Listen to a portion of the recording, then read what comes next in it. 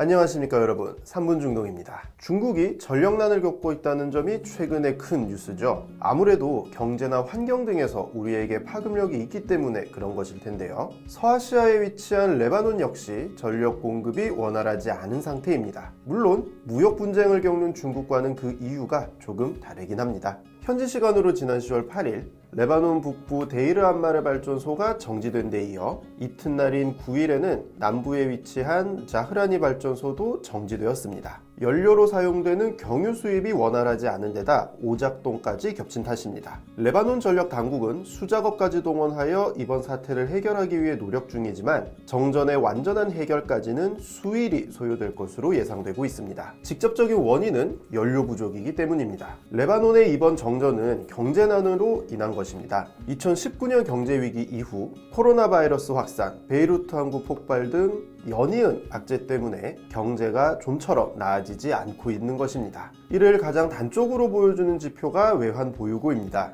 2019년 말 380억 달러였던 레바논의 외환 보유액은 올해 8월 기준으로 160억 달러까지 반토막이 났습니다. 이와 함께 레바논 파운드화 가치는 2019년 이후 무려 90% 이상 폭락하여 환율 역시 치솟고 있습니다. 이런 가운데 디젤 등을 포함하여 발전에 필요한 연료 수입이 원활하지 않게 되었고 결국 대규모 정전 사태로 이어진 것입니다. 두 발전소의 전력 생산이 중단됨에 따라 1일 전력 공급량이 270메가와트 이하로 떨어진 상황이고요.